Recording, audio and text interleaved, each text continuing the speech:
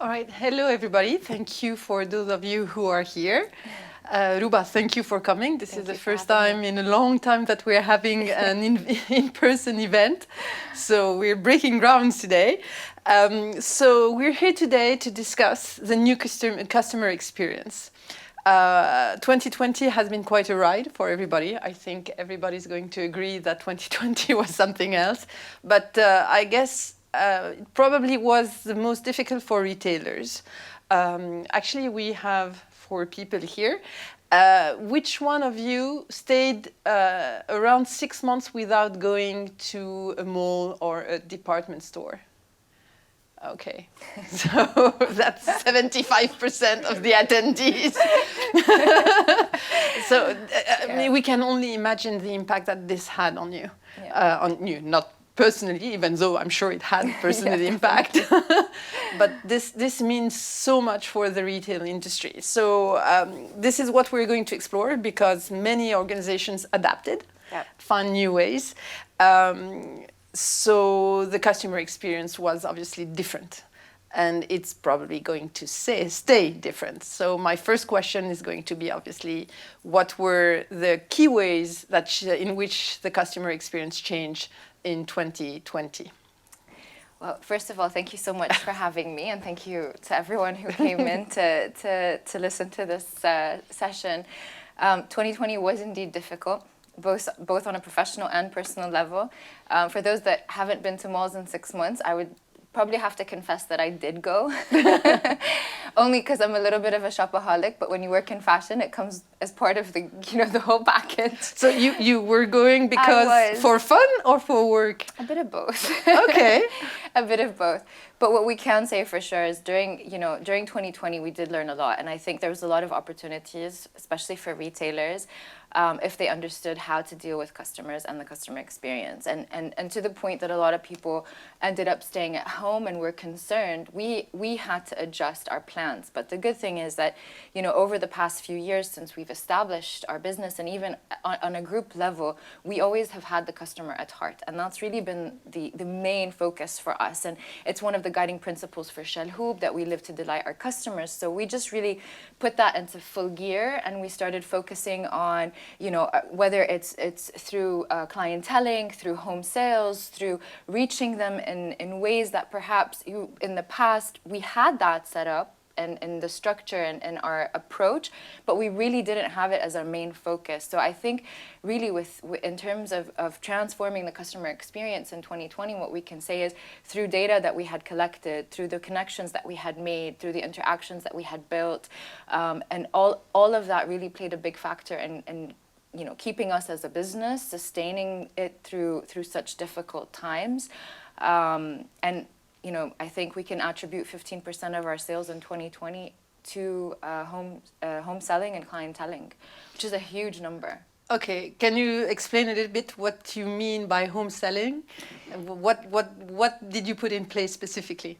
So it was a very personalized experience. What we know from our customers, and it's based on a lot of conversations that our staff have. They do have a lot of connections with them. They speak to them regularly. And we understood during that time that there was a lot of fear from people, as our audience just, clearly stated, that they didn't go to malls. They weren't comfortable going to malls, but they were comfortable with us. They were comfortable with our team. They were comfortable with the people that they knew and they had been dealing with for a few years. So they were okay with us going to their homes. They were okay with us taking the collections that we curated for them and we put together for them because we understood them. We knew what they wanted, and we had that information. We just really started using it in the best way during a very difficult time. So home sales is basically selling in their private space where they're comfortable. If they don't come to you, you go to them.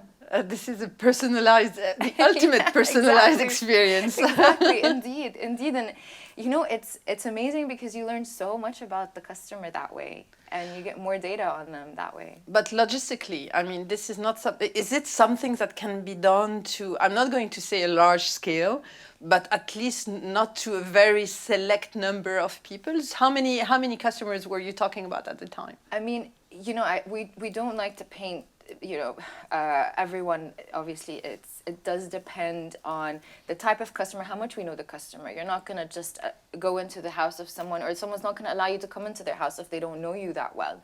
Actually, that's a good question. How many of you would agree to have a retailer, a brand that you feel comfortable enough with to allow them to come to your home to sell products to you? You would? Okay, wonderful.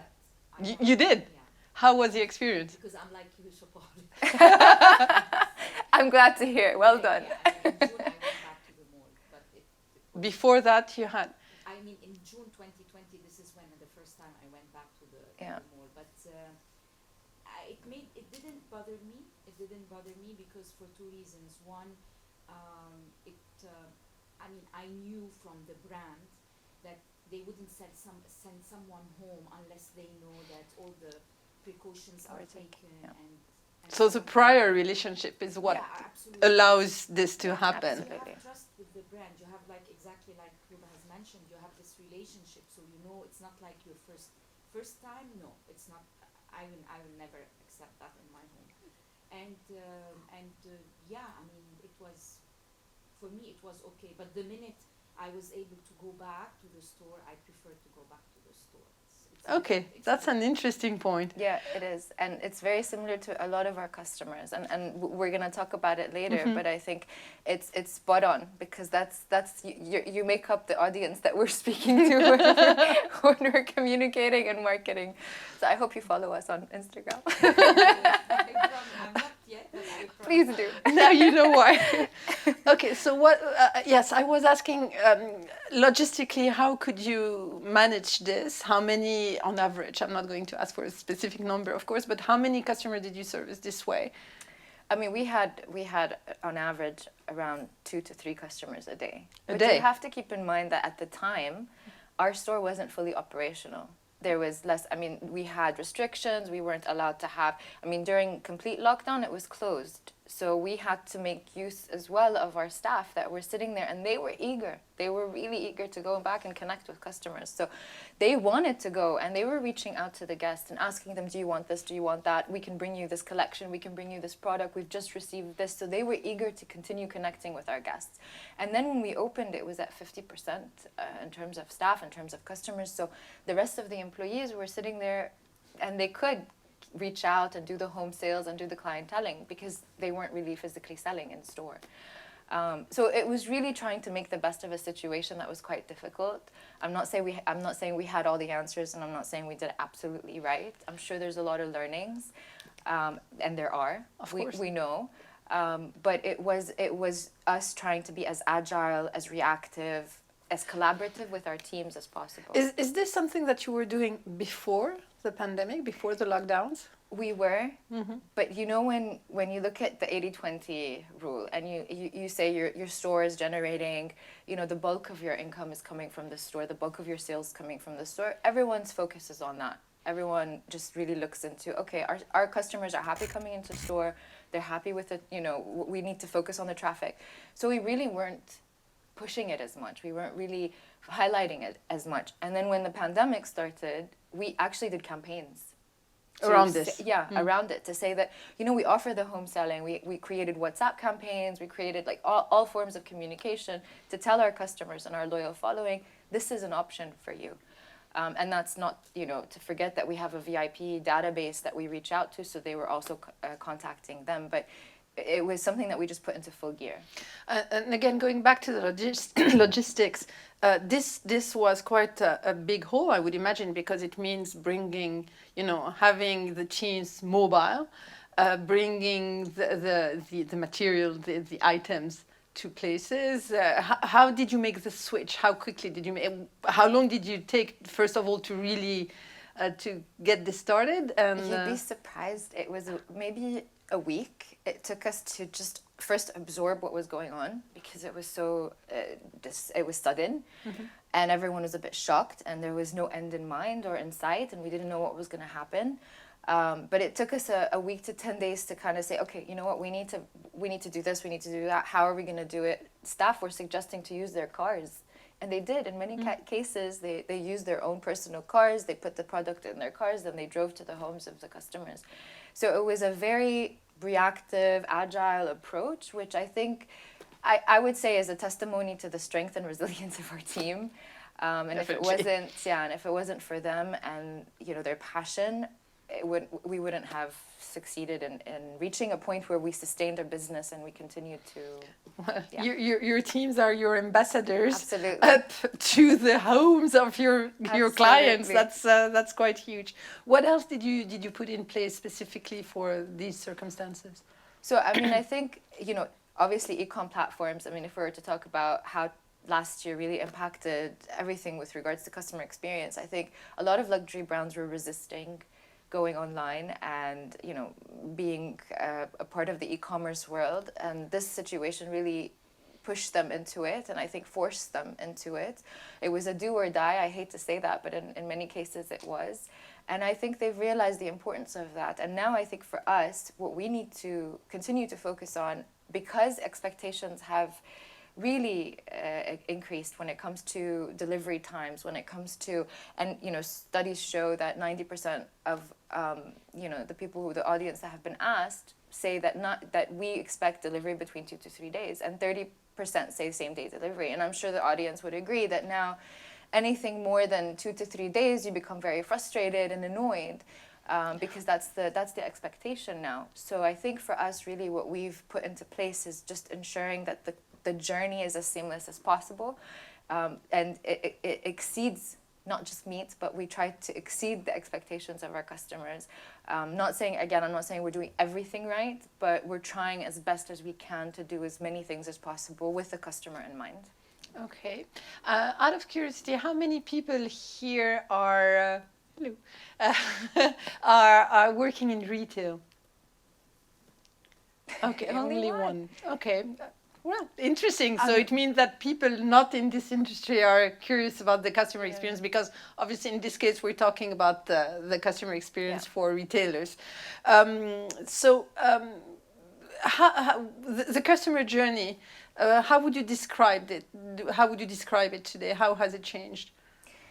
I think that it's become a very, fluid maybe is not the right word, but you do see a lot of, people switch from this offline to this online experience. It's very hybrid, and they expect that to be available for them in store. But I think more than anything else, it's really the convenience and the lack of, or the focus on reducing pain points is now this is what you would consider a perfect CX journey. So at every touch point that the customer, whether it's your online experience or your offline experience, there really needs to be as little no pain points is the ideal. And you need to look at all the, the feedback that customers are giving you to ensure that journey is as seamless as possible, and that there are no complaints and that there are no challenges for the customers when they interact with your brand. It could be something as simple as, and I know this sounds extremely silly, but sometimes these things matter, when a mother has a pram and she's trying to get through the store, but the pathway is too small for her and she keeps bumping into things and wakes up her child. These are types of things that we need to look into. And sometimes there's a misconception that customer journey needs to have bells and whistles and you need to bring in VR and AR and all of these beautiful technologies, and I agree, they're nice to have. But a lot of businesses tend to forget that there's the basics that you need to get right, and things that are essential to creating a journey that is really comfortable for customers. Whether it's the checkout, how long do you stay? And I'm sure a lot of people would agree, when you're waiting, that's the most annoying thing. That's the pain point. That's what remains in your mind as a memory from a brand. I waited 25 minutes to check out. Oh my God, it's so annoying. How come they don't have better service?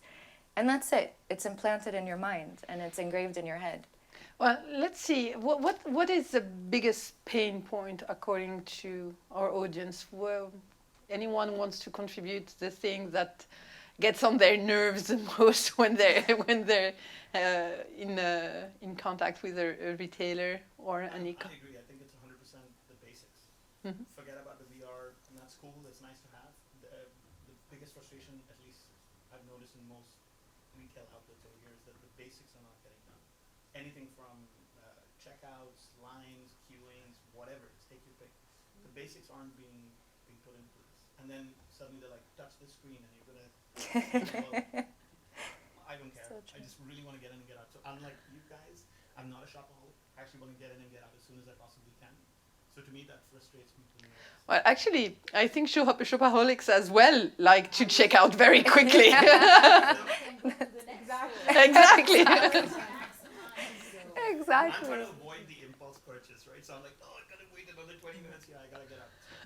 But you know something, I think you're absolutely right, because as you know, we've looked at our male customers and we understand, we've heard their feedback that they're very similar to you. When they come into our store, they have a mission, they want to go in and come out really quickly. They don't want to worry about anything, you know. It's just a really seamless, like, quick journey for them. And I think male customers, or the male audience now, is actually making up for us as a business a big part of our business, and it's growing.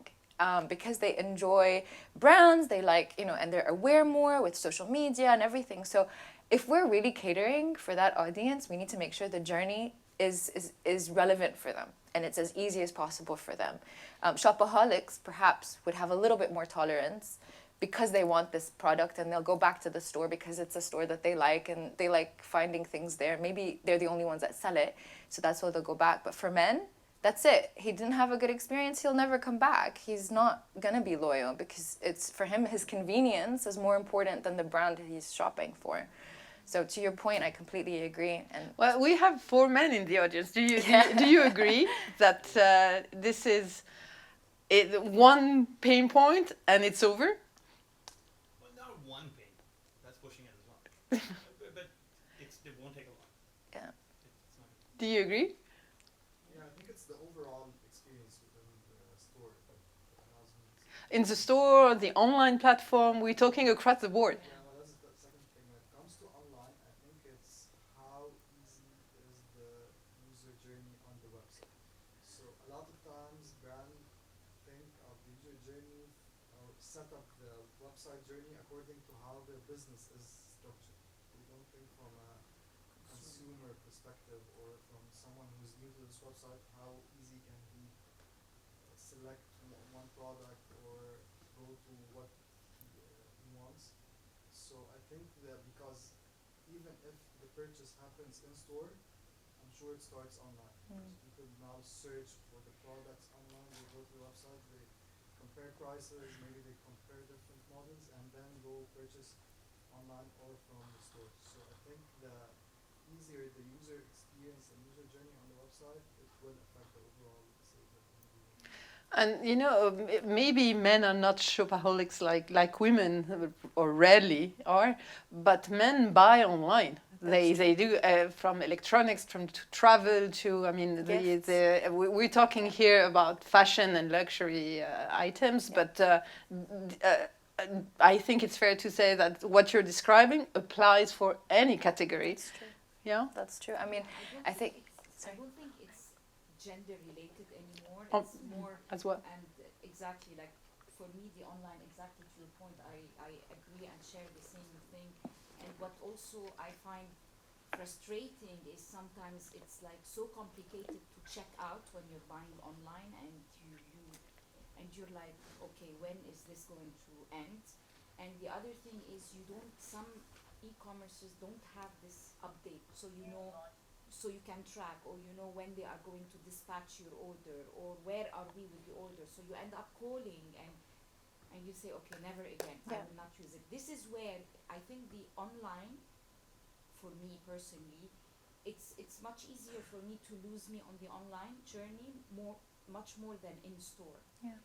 Because the in store you're more in touch with there are sometimes other things that compensate in the in store experience.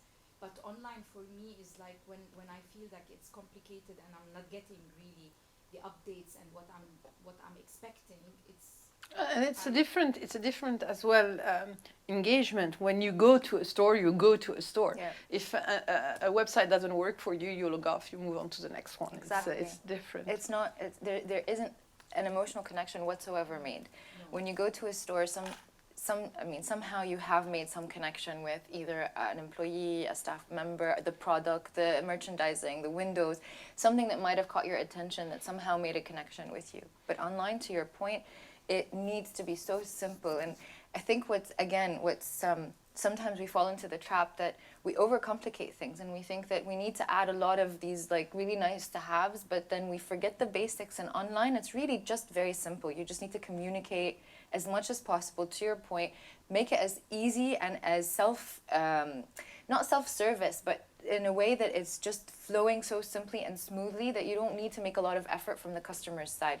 So not to call for you to check where your order is. We should tell you your order is here by email, by SMS.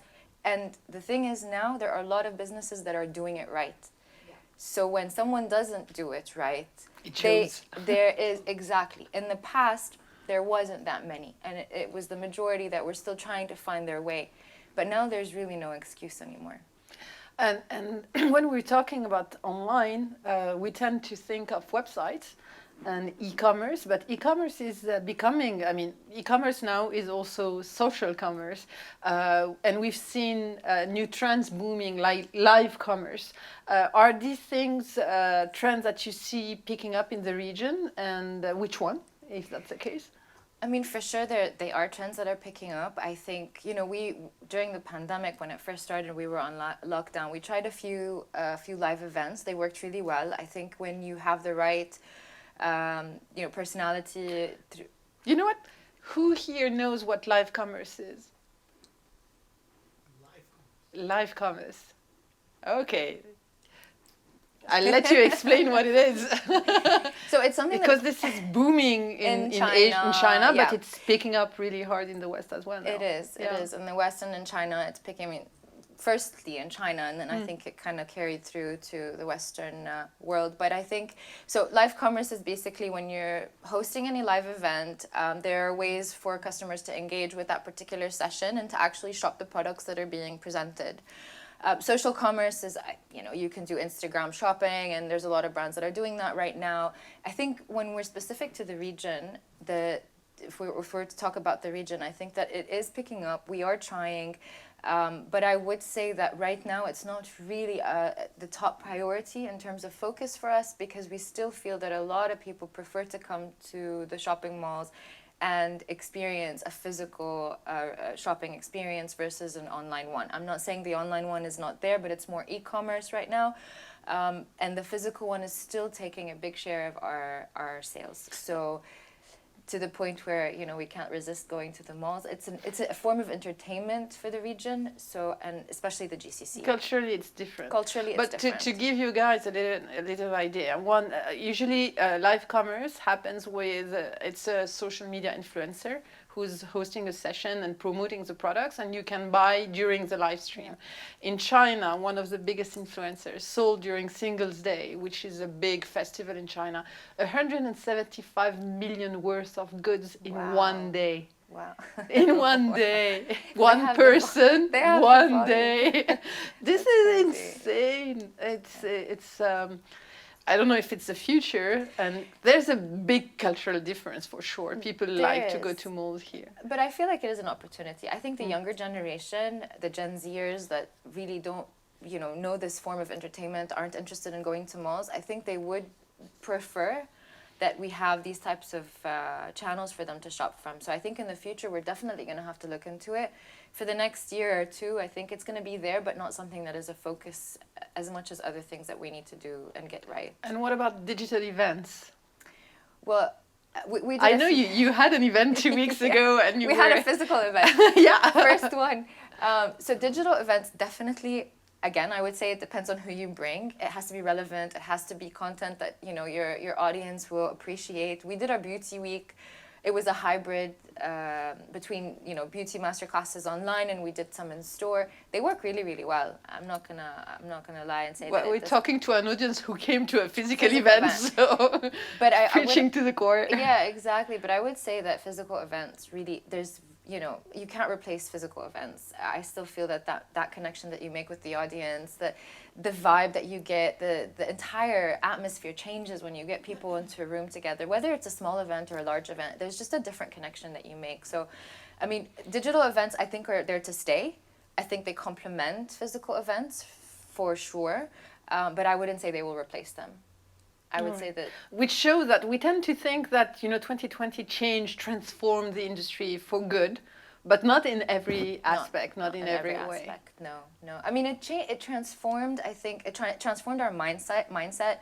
I think now we realize the importance of data. We realize the importance of CX journeys. We realize that customers are not willing to give us a lot of their time, so we need to make things convenient for them.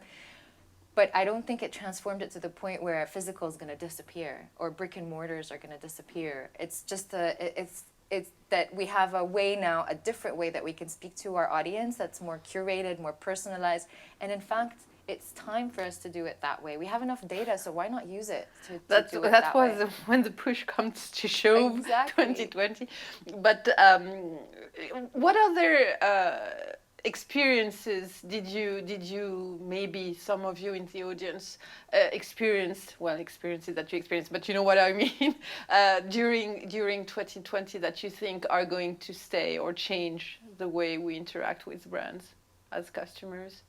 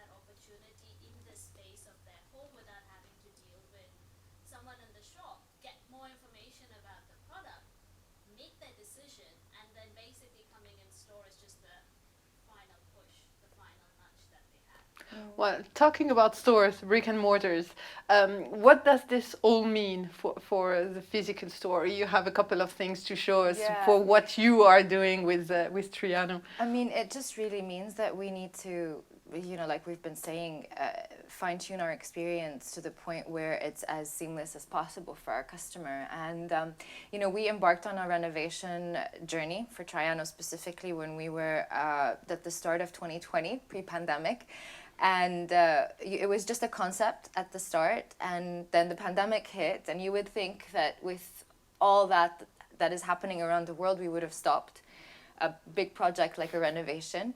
But we felt that it was necessary for us to push through, because it was really the objective of the renovation was really to streamline, to provide that seamless journey, that exceptional journey for our guests. So we pushed through with all the restrictions, with all the difficulties, doing focus groups. You know, we hired a research firm to speak to our customers, but we did it all virtually. It wasn't easy. First time we do focus groups that way, but we still pushed through because we wanted the feedback before we started designing the store that we call the store for our customers. It's their store, so they designed it in a way.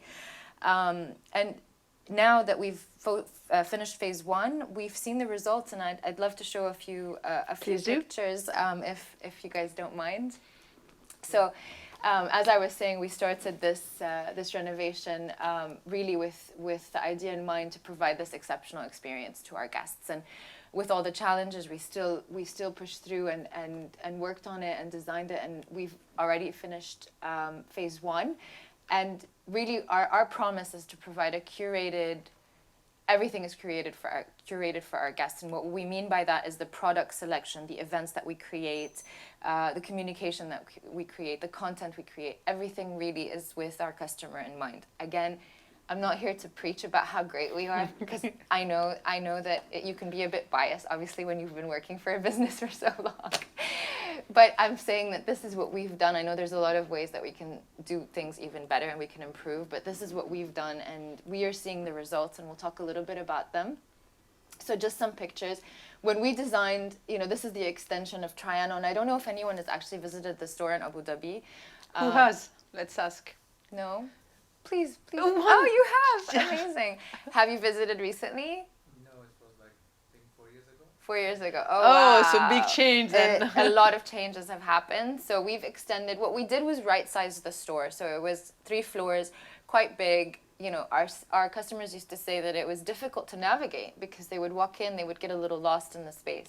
So with this renovation, we right-sized. We brought it all into 1 floor, but we extended that floor and made it a lot easier for them. And this is the facade of the extension. Now, what we added were these beautiful pyramids. We worked with a retail design company, and they told us you need to create these Instagrammable moments, which, of course, I think everyone knows work really well. And so we created these inverted pyramids, and we hung these beautiful flower curtains inside. And everybody who passes by stops and takes pictures and, of course, tags us because our logo is there, and we say tag. So a it's call not to because action. it's pretty only, it's also because you had Instagrammable moments in mind when you created it. Exactly, Okay. exactly. And it is Instagram worthy. So this was the facade, and then a close-up on that.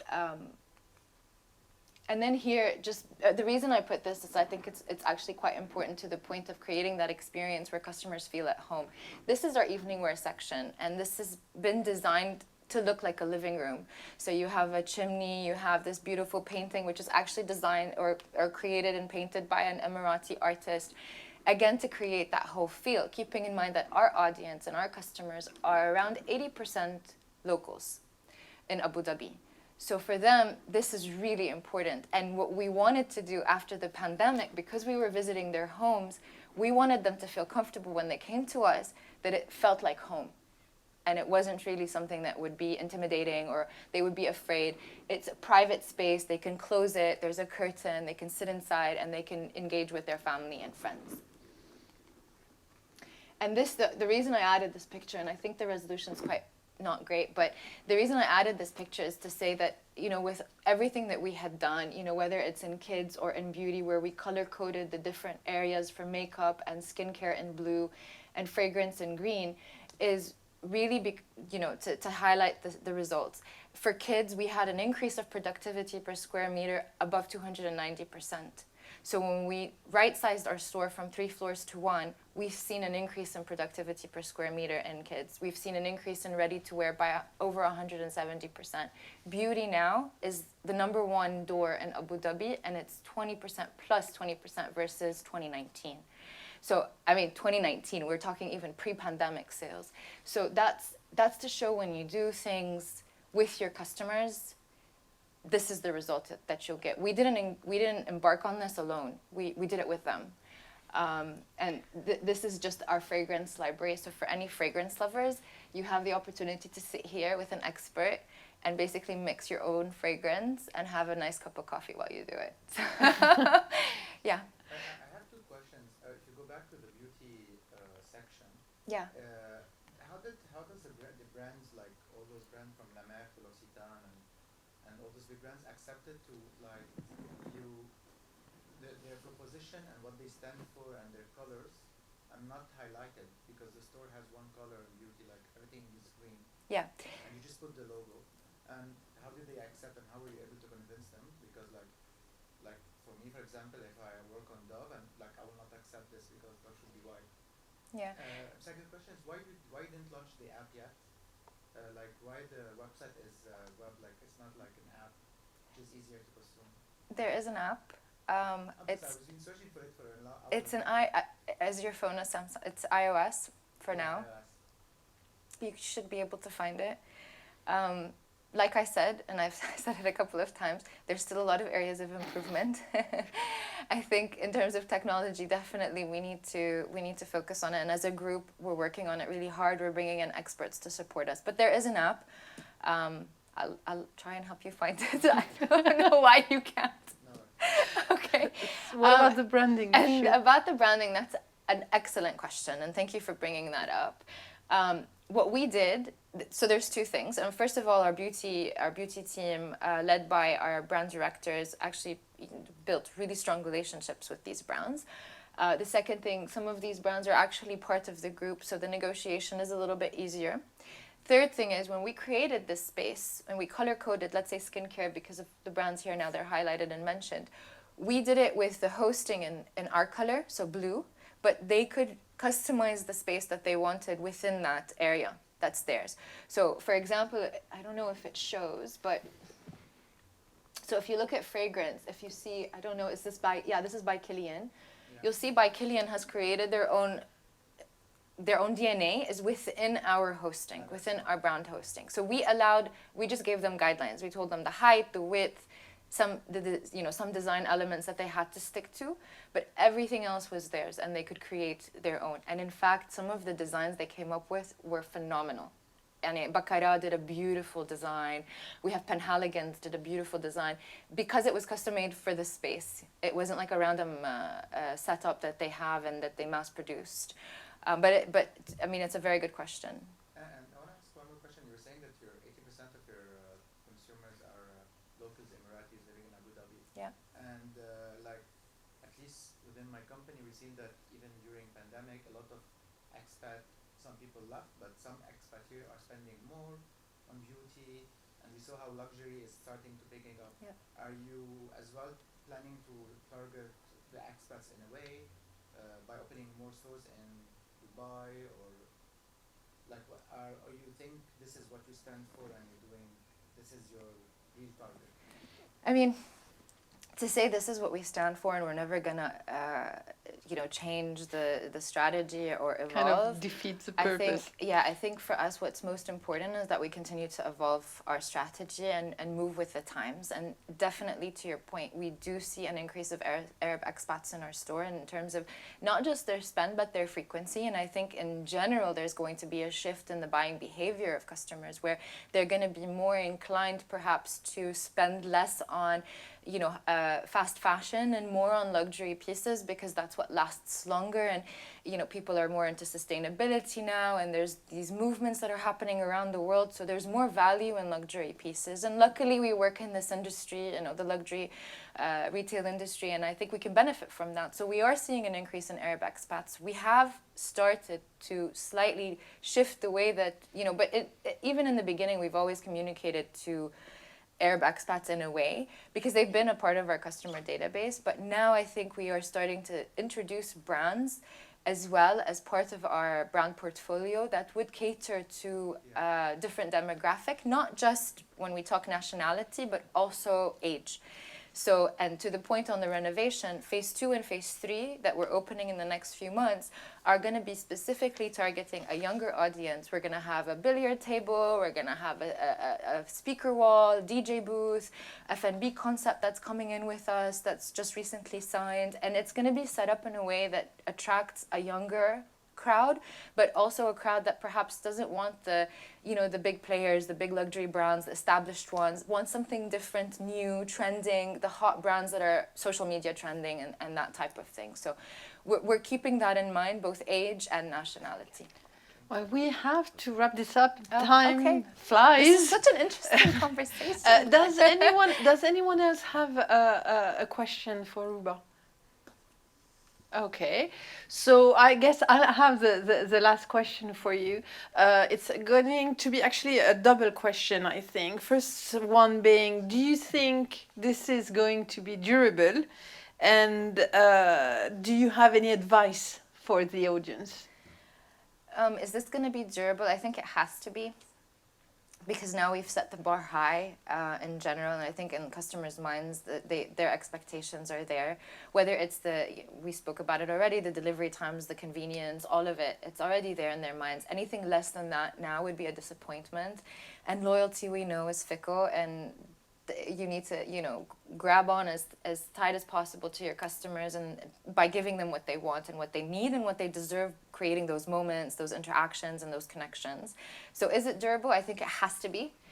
And advice, I would say, know your brands. I don't know if you guys work with agencies or with brands directly, but know your brands really, really well, but know your customers even better. I think now it has to be a customer-centric approach. In the past, we've talked about it a lot. We've talked about experiential retail pre-pandemic. There was workshops, there was sessions. We had so many different topics on it. But I think now it's really time to put it into action. customer-centric, experiential, curated, all these words, personalized. We need to keep those as part of our strategy. All right. Well, thank you so much, Thank Rouba. you. Thank you for sharing all this experience. And it's very, very practical. I think it's quite useful. I hope it was helpful. I don't know. And, But thank you for listening. All right. Thank you.